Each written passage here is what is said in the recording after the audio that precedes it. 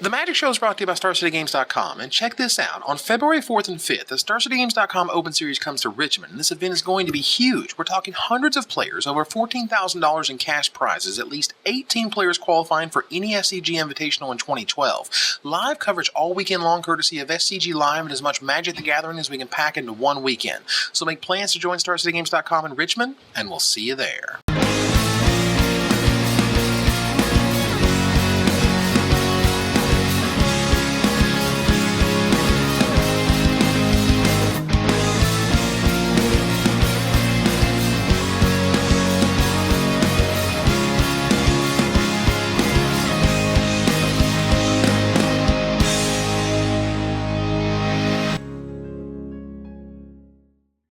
Hello everybody and welcome to another edition of the Magic Show. We are going through the entire Dark Ascension spoiler. I'm joined by Todd Anderson and Gerry Thompson, along with me, Evan Irwin here, and we are going through all of it. We are on to the black cards today, and we are beginning with Black Cat. With Basement Cat, as some may know in the meme world, because I love memes. And I was just like, oh, this card's cute and super interesting, blah, blah. There's no way it can be constructed playable. And here I am, typically a naysayer, and I'm like, this card seems fine. Not only is it a zombie, but it's kind of similar to Ravenous Rats. You were saying that, you know, the enter the battlefield thing is far more important, whatever, but I still think it's close enough, and there are stuff like Smallpox that you can really take advantage of this type of thing. Yeah, I love the idea of Smallpox with this guy. Yeah. That seems really sick. Feels pretty backbreaking. Yeah, I mean, like, I think Smallpox actually has the potential to make a splash in Standard now that you have Gravecrawler alongside stuff like this. Like, you have cards that you actively want to just, like, get into your graveyard and sacrifice and stuff. Right. And other decks, like, oh, they're like turn 1 Delver of Secrets on the draw, and you just Smallpox, discard Gravecrawler, and they're dead. they're 3 turns behind, and the game's over. Yeah, so. Right. I also like how like no one wants to block this card. You know what I mean? Never. You don't want to randomly lose like your Wrath or whatever it is you've got, and so if you throw some equipment or do something with this card, like no one wants to block it, which I think is really interesting. I kind of like that card a lot now that we've spoken about it a little bit. Yeah, like Black Cat's kind of sweet. Gerry, you must be real smart. Gerry, you good at this game or something? Yeah. So Chosen of Markov, Markov's Servant, you know, just nuts and bolts of limited. Yeah, seems like it. I like it. And I really wish this wasn't a tap ability on the Chosen. Like if this were just like if you already have a vampire in play, you can just tap your guy to transform to a 4/4. Sure. Then like, I mean, they probably have to make it like uncommon, maybe 2 black and 1 or something. But like, this card feels like it's very close, if just like small tweaks to becoming like a constructed card, like Hidden Horror-esque, like 4/4s for 3 mana, stuff like that. That you just have small hoops to jump through to make it playable. But. Right, like in a vampire deck, you know, and constructed, it would be super easy to make this happen. So I can imagine that's sort of why it's worse than limited a little bit, you know, because it would be too good and constructed if it were easy to flip. Curse of Misfortunes. This is the, like, you know, the guy who wants to build the curse deck. Yeah, like Shrines. Yeah, they had to make him that card. Like, you have to have, this card needs to exist because there's a certain player that lives out there that just wants this to exist. Yeah. And they don't always want to go to Grand Prix. They maybe just want to build the curse deck. Yeah. And curse you a lot. I'm pretty happy that it says, like, the one that, like, it curses them with a curse that they're not already cursed with. Because then you could just go get a second Curse of Misfortunes, and then you can start doing 2 a turn. Woo! And then it might actually become, like, pretty, like, reasonable, you know, over time. It would be very similar to Enduring Ideal in that point. Like, you just, like, chain them into each other, and then your opponents are just dead. So, so if you have 2 curses out, you can go get, I guess the I mean, 2 of the same if you have curse 2 that they don't already Misfortunes have. out, yeah, you can get 2 that they don't already have on them. But don't they resolve the triggers, like, independently, essentially? Like, you resolve the first trigger to get the curse, and then the second trigger resolves, you can't get the curse. Oh, yeah, I mean, you, like, if you have 2 Curse of Misfortunes on them, you can't go get the same one. Yeah, you have to get but you'll be able to go get a bunch of different ones and then just blow them out through them, essentially. I guess. Ideally. Ideally. And one of the curses that you would get is probably this one. Yeah, Curse the next Thirst. There you go. Curse of Thirst. Equals, at the beginning of the enchanted player's upkeep, it deals damage to that player equal to the number of curses attached to him or her. Yep. That's fun. Yeah, it seems like the best way to kill him if you're playing a little curse deck. A little curse action. Like, you know, we're talking about the casual realm. But hey, somebody wants to build it. Somebody's going to build it. And we might as well sort of lead them down the path. Yeah. Might as well. Yeah. Deadly Allure. This card seemed really good. Seems pretty good. And limited, but seems really good. Like, wow. I was actually kind of impressed. Like, it's both Allure and everything as blocks it is probably going to die. Yep. Wow. Yeah, I mean it's semi-lore though because like they don't have to block with all their creatures. Like that's the problem. Like they can just choose any one of their creatures to block, right? Oh, Yeah, that's fair. So it kills like their worst guy. Oh, okay, so it doesn't say must be blocked by all creatures. If it were just lore plus Okay. Death Touch, I think it would actually be very good and limited. Well, But- yeah, that's where I was. That's how I read it, and I was just that was like, the old combo. Was like lure plus a death touch guy. You're just like, right. Just kill all Exactly. of your dudes. Okay, so if it must be blocked, then that's fine. It doesn't have to be blocked by all their creatures. That's better. If it didn't have flashback, it won't be very playable. But the fact that like even if you kill their 2 worst guys, like that's still very, very good. Oh, Yeah. absolutely. Especially if like they have to play like, or like if they like have to not attack for a turn so that they can block with a creature, like so they keep their like utility guy alive or something. Yeah. like that, Right. So. Yeah, this is one of those cards that, like, because it's in your graveyard, I think will cause some really interesting sort of game states, Agreed. and will cause your player or cause your opponent maybe to make mistakes because they're trying to play around the deadly allure that you could be using, yada Mm-hmm. yada, Or they'll just forget and not play around it. and then you just blow That's them right out. right. That helps. Death's Caress, I think, is another exercise in it doesn't matter how much it costs, you're going to play this in limited. Yep, pretty much. I was always a huge fan of Brain Spoil, and this card seems like a lot better. Yeah, sure. Like, you know, it could have dealt you damage and you still played it. Like, whatever. I don't know If it about says that. destroy If it- target creature on it, you're probably going to play it. If it dealt me damage, I'd be pretty upset. If it cost 5 mana, I mean, come on, what are you doing? Death Bomb? Like, I mean, you know, Okay, fair. like, you'll play it. You know you would. All right, fine. Falcon Wrath Torturer. Yeah. It gains flying. If it was a human, you know, like there's a couple of guys like this. Yeah. That if and there's even some rares that if you sacrifice a human, you get to do something cool. This is probably on the very low end of something.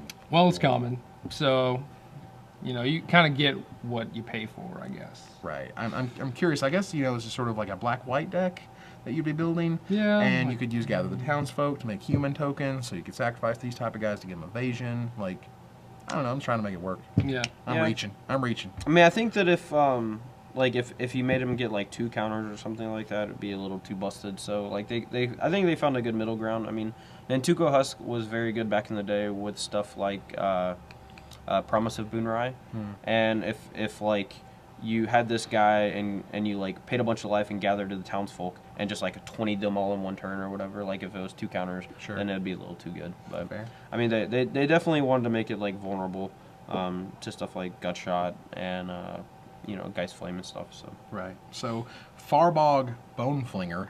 Nice name, guys. It's removal. You'll play it. It doesn't matter what they call it. Doesn't matter how much it costs. It's a body. It's a guy, and it's probably like one of the flame tongues of the format. Yep. You Yep. know? I like this Like we guy a were lot. saying earlier about the Plover Knight guys. They're 3/2 first strikers. Right. Yeah. Which this guy takes. Dead. yep, like Keening Banshee in Ravnica Limited was like just huge. Oh, yeah. And this guy is like splashable. He doesn't fly, but I mean he's still removal, and like there's not a lot of card advantage cards in this format, so I think like he's definitely like a very high pick. Absolutely. So, Fiend of the Shadows. I thought it was kind of like a goofy, silly rare. I don't know. I think for me, they made this for people who like vampires to give them the ability to have some way to build the vampire deck and have some fun with it. Yeah. That's how I see it. It's an intro prac rare for me. I'm not that that's bad. It's just for me. It's like you like vampires. Here's a vampire that does something kind of neat. If you play it in limited and it lives, they're probably dead. Yeah, I mean, I think a cool part about it though is if you hit your opponent with it and like they just want to discard a land, like you just get to play the land for free, right? Mm-hmm. So I mean, in that respect, like then it becomes very similar to I think there was a card in Kamigawa that like made them discard cards and then you could like sack it to play the cards off of it or what I forgot what set it was, but it was like regardless, these types of effects are like they're extremely random. They're not something you can rely on for constructed play. Right. Yeah. But in limited, they can get bonkers pretty quick. oh lord, and if you're playing the same colors, like you can just Yeah. really blow them out. If the last card in their hand is like a 2 damage spell that doesn't kill Fiend of the Shadows, but obviously is great everywhere else. So Right. so that's nice. But again, I don't see it in construction anywhere. But I do think it's nice as a vampire. Yeah. Yeah, it's one of those rares. It's very Now, flavorful. I like it a lot. all about Geralf's Messenger. Oh man, I already wrote a whole article about this guy. Oh, he's so sweet. I mean, like him along with Hex Parasite means that like he's just never going to die unless they like Wow. sweep her away or whatever. and I mean he's like reverse kitchen finks. He just beats people to death. Like one of my favorite guys in a long time, and I'm a huge fan of zombies. So like he's like, in my opinion, top 5 cards of the set pretty easily. So it's certainly pretty close. It made my top 10, and I will be playing a lot more Celestial Purges than I used to because of cards like this. Yeah, this is a card that like makes me also excited about Black Cat. You know what I mean? Like I want to do like turn 1. Discard spell, maybe. Is there duress in the format? Despise, whatever. Turn 2, Black Cat. Turn 3, Geralf's Messenger. Turn 4, Smallpox, your face. Yeah. Like, discard a card at random, lose your blocker, 3, your face. That's and awesome. even if you end up having to sack Geralf's Messenger, like in Standard, like that's not even a big deal. I mean, he just comes back, deals them an extra damage, or extra 2 damage, and then, like, he's bigger. Hey.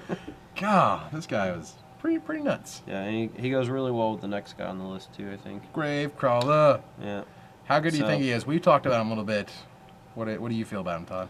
Again, like another zombie, has recursion, insane with smallpox, very good for older formats. Alongside Mutavault in Modern, I think he is just ridiculous. I mean, like, you have Diregraph Ghoul, Gravecaller as, like, your 1-drops that have 2 power in a zombie deck, and alongside Geralf's Messenger, like a recursive zombie threat. I think Gravecaller is just very, very good. So this guy got spoiled before Geralf's Messenger. Correct. And I thought it was good then. And then the Messenger came out, and I'm like, oh, he's got a good buddy to play with. and thinking about it more, like, he just keeps getting better and better in my mind. I love that you cast him. I love that he just keeps coming back. I love the Mutavault interaction in Modern and Legacy. Like, he's scary. He's a scary man. Yeah. If we're and like as far as Modern is concerned, if we're still talking about like Burning Vengeance and stuff like that, if you have a way to sacrifice him for free, or at least like if you have a way to sacrifice him to gain a mana with a Burning Vengeance in play, you can just kill them. Right. Like it's just infinite damage on the spot. Right. And like if you want to build like some really cool retrace. Like Burning Vengeance deck, or the new one that draws cards, stuff like that. Like Gravecrawler is very good in that deck, I think, too. Yeah, so. Secrets of the Dead, like, and Gravecrawler, like, the most important word for me, like I said the last time we talked about it, was the word cast. Yes. You cast it from your graveyard. That's incredibly important. Really wish they had made Bloodghast into a zombie and not a vampire. That would just made everything. That would have made everything perfect. No, it wouldn't. It would have made everything probably ridiculous. Yeah. Okay, maybe, but Jesus. So, Footbottom Feast returns as Grave Purge. Yeah, that one was fine. It was a little bit better in Lorwyn. You had like Muldrifters and Shriek Maws and stuff, but now you're like milling yourself too. So that's fair. So you want to mill yourself and then put them all back and draw a card. Like when you Grave Purge back your Undying creature that they killed twice already, like that seems like a pretty good feeling. Like, oh, you dealt with him twice. One more time. Yeah. Like, I guess. I don't know. I mean, I guess if you're like stacking your deck, it's okay. But I mean, I was never a huge fan of Footbottom Feast, and I don't really like this card either. Though, so. But I'm a hater. He's so hating. Gruesome Discovery. The Discovery is gruesome. I love the art on this card. The art actually is my favorite part of this card. Like, it really does like emote what they're trying to say with this set. But, you know, they discard 2 cards, and if a creature died, you get the sweetest, one of the sweetest discard spells ever. It's pretty sweet. This card will be pretty good in Limited. I can imagine people not playing around this at first and just getting wrecked when they get, like, their best creature and your best spell, and you're just like, what the hell am I doing now? I have nothing left. You make some, like, bad attack, and they take your token out, and you're like, okay, this is what you got, buddy. Yeah. And that one, thanks. Yeah, I mean, it's definitely very swingy, and I mean, worst comes to worst, it's still just Mind Rot, which is not terrible in Limited anyway, right? So right. So ultimately, if you can get the sweet value out of it, that's where you're. Definitely. Harrowing Journey, that's a card advantage. Yeah, it's like targeted ambitions cost. Costs 1 extra mana, but I mean, it's we saw something very similar in Phyrexia's Caress, I believe. It was like the 3 life, 3 poison, and draw 3. Yeah. Right. And I think that one costed 2 black and 3 colorless. So it was like a little harder to cast, but it could also just like kill people with poison, which was nice. Yeah. So with Harrowing Journey, like it's a little easier to cast, which is cool. It's probably going to be good for block because again, there are a lot of cards that just say draw a card. Right. Other than things with like flashback, like So yeah, I like it. It's okay, but. It seems like a fine card. You know, it's very good and limited. May see some block play. I don't think it's standard playable or any other constructed playmat playable at all, but that's not what those cards are for. Like this type of ability of you lose some life and you draw some cards for a little bit more mana than the constructed worthy ones are. That's sort of bread and butter limited at this point. Yeah. Sort of expected to have a black draw spell that you lose life in some form or fashion. Highborn Ghoul is the creature that the zombie decks wanted. Give us their 2-drop. Kind of. I mean, I would like a 2-drop that's maybe a little bit better than this, but I think I'll take it. You know? Like Bloodghast. Yeah. Well, I won't go that far. I'm not that greedy, but I really wish they had just reprinted like Wicked Akuba as a zombie, and that one would be good. Yeah. I'd accept that. Yeah. But, Intimidate's not bad though. Yeah, I mean, Seems but fine. I mean, for constructed though, like it just dies to Gutshot. You know, like I think that's one of the biggest problems at the moment is that like creatures, it's really just like it used to be the Dismember test, and now it's the Gutshot test. Like if you die to Gutshot, you have to do something fantastic. Like Gravecrawler can come back, but Highborn Ghoul costs 2 mana and just dies. So I mean, you know, it's since it is a zombie, I think it will see play just because of Gravecrawler. But I'm not excited. I wish it was just a 2/2. Then it'd be fantastic. So Right. Well, you always have your walking corpses. that's true. I might actually just play those. Thank you. Just run the Grizzly Bears. Yeah, man. Thanks. And I've been told. Yeah, I mean, like, you know, it's I'm glad that like the gut shots exist. I'm glad that we're going to get to the cage at one point. You know, the Grafdigger's cage. We're going to talk about that. Like, for me, good Magic development in terms of like what R&D is doing. You do have those stopgaps, and you do have those barometers of like the creature's good because it passes X, Y, and Z test. And you know, for gut shot to say, well, it keeps this in check. Well, I'm super happy about that. Like, I'm happy that like those crazy interactions can be stopped with the stopgaps. Like they included a Shatterstorm in Scars of Mirrodin block because they didn't want the artifact deck to be the best thing ever and be unstoppable. But it still was. It still was pretty good. Doesn't matter, but they still had the stopgap in there to try anyway. Increasing Ambition, is this constructed playable? I don't know. I want it to be. I mean, I just feel like it's right there. Yeah. So It's just expensive. So expensive. The Right flashback. I mean, I just want to like alchemy it away, and then when I'm ready to kill him, then later in the game, like, you know, you got it all wrapped up. Okay, during my turn, I'll just like go get my removal spell or my finisher and my counter spell with it, and then go. yeah. Next turn, I'll sew it up. yeah. I mean, this to me this feels like Todd doesn't have the late game vision that we do, Evan. no. I was actually. Looking into I the think future. increasing ambition is actually going to be if it sees play, it will see play in modern in a Tron deck. Because Tron, I think, can utilize the colorless mana, and you really want to play a lot of like one-ofs in that kind of a deck. Yeah. Alongside like Gifts Ungiven, increasing ambition will just like, sure, like you Gifts Ungiven for like increasing ambition and like some Eldrazi's, and then they shuffle back in, and then you can 2 or 4 of them or something cool like that. No, and then So- you increasing ambitions for another gifts. yeah, and you just go Yeah. infinite. The sweet You do infinites. nothing for 8 turns straight, and you win the game. That's exactly what I Yeah, want that's to do. how we play Magic up in here. Yeah. Micaeus the Unhallowed, like, actually the sickest thing in EDH. I mean, maybe. I don't play much EDH, but this seems pretty good. I've heard, like, and I don't play a lot of EDH, but every EDH player that I know has just been like, oh my god, this card is ridiculous.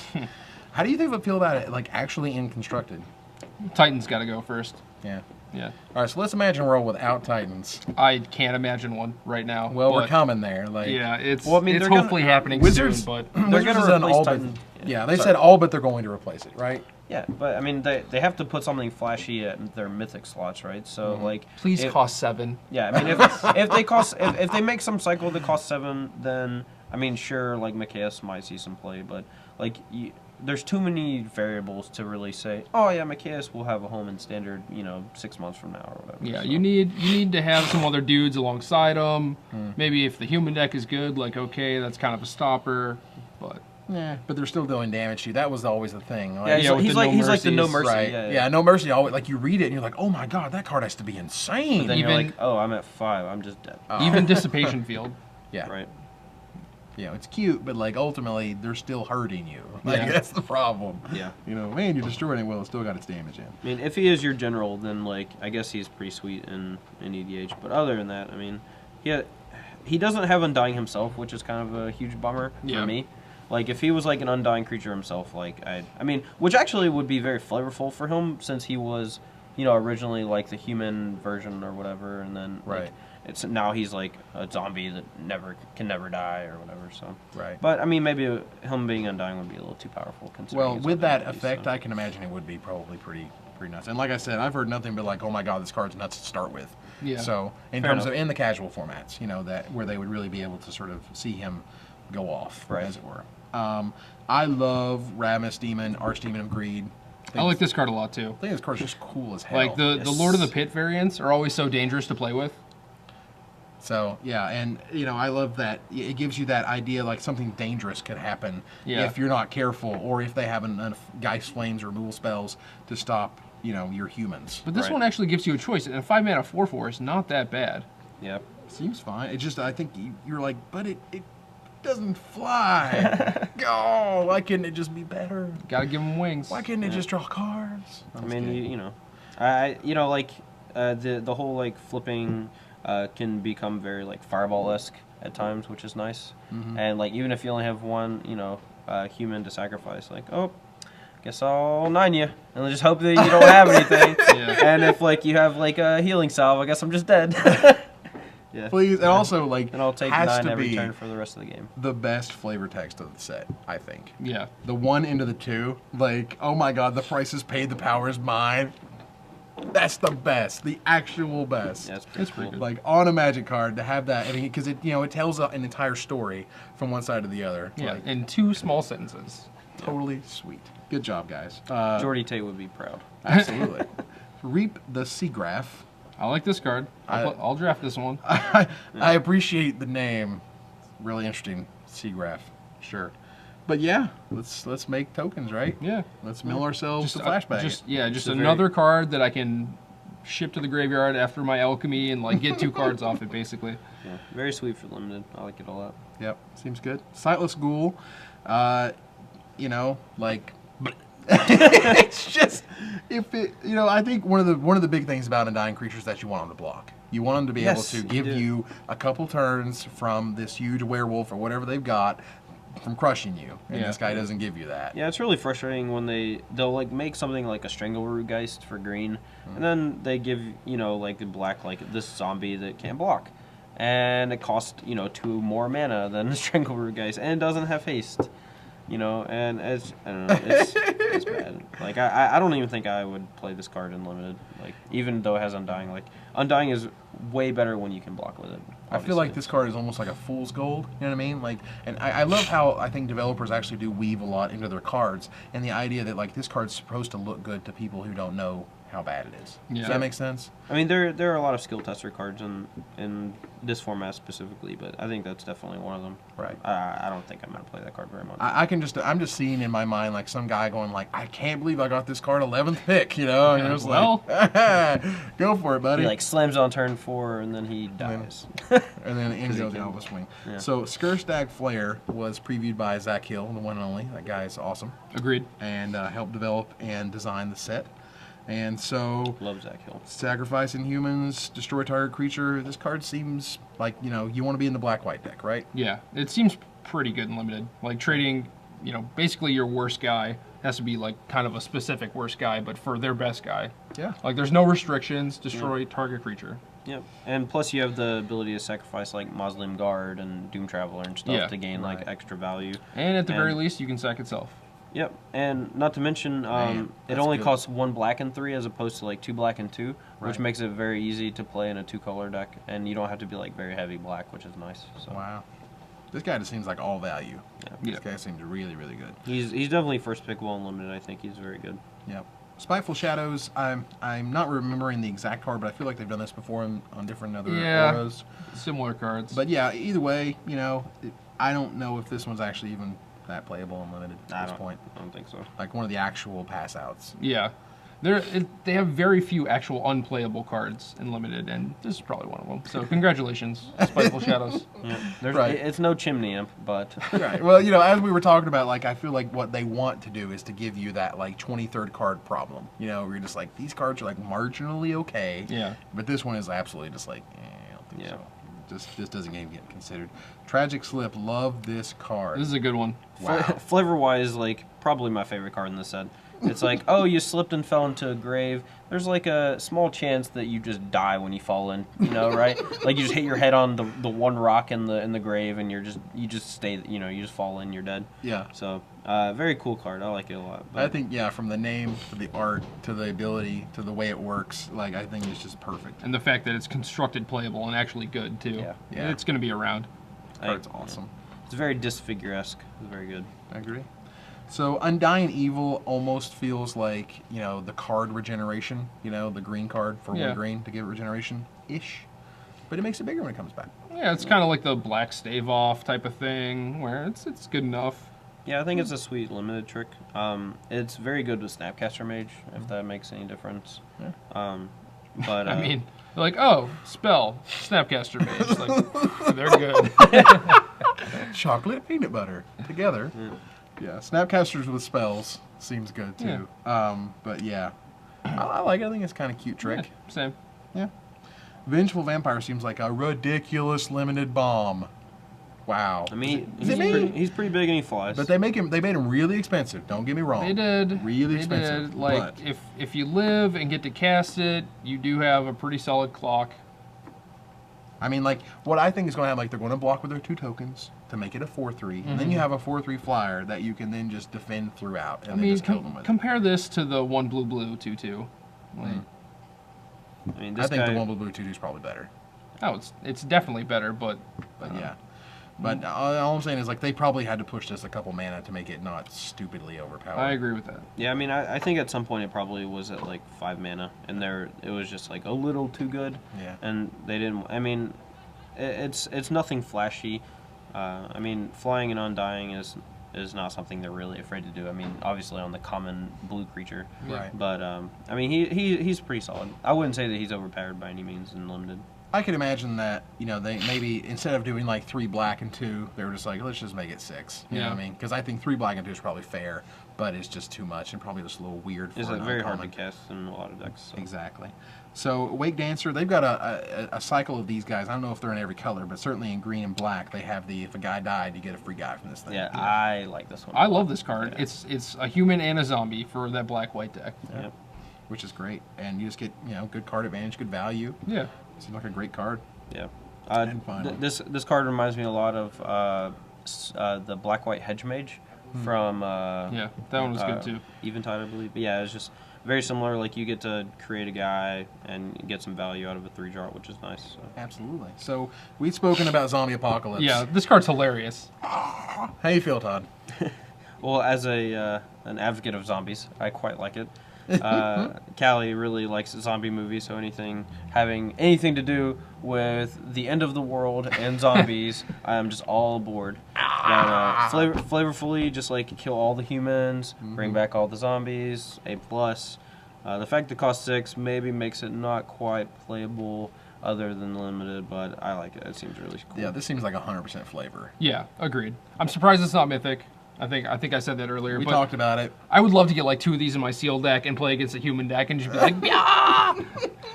For It'd be me, so awesome. With so many humans in the format, like, this is just an insane bomb, I think. So Yeah. I Right. really wish it was a mythic, honestly. But Well, what they were saying is that, like they wanted the phrase destroy all humans on a card. And I'm just like, yes, and I want it. Yeah. And I was like, humans become zombies, right? Like, a zombie apocalypse would destroy all the humans and then make them zombies. Yeah. Like, I felt that was the natural progression. Maybe it played weird. Maybe they tried that and it didn't work. Maybe they just didn't come up. it was probably way whatever. too powerful to go kill all of your guys, bring them all back onto my side. Yeah, for that 6 would have for been 6 mana. for 6. That would have had to cost. That would have been like Army of the Damned cost. Like, Right. It would have been, and then but I think Army of the Damned flavorfully is like very similar to this as like very movies. Like, you can just picture the scene in Yeah. your head where Right. things are busting through the door and like this is like the end of the world. Right. And so- all the humans just get destroyed. Yeah, exactly.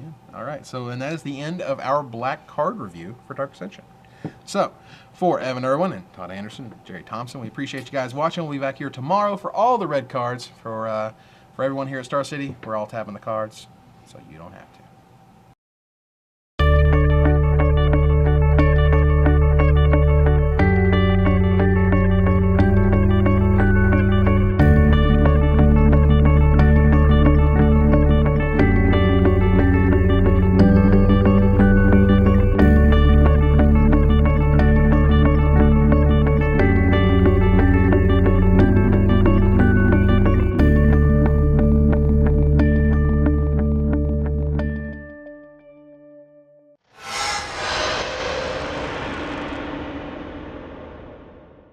always like the fatties.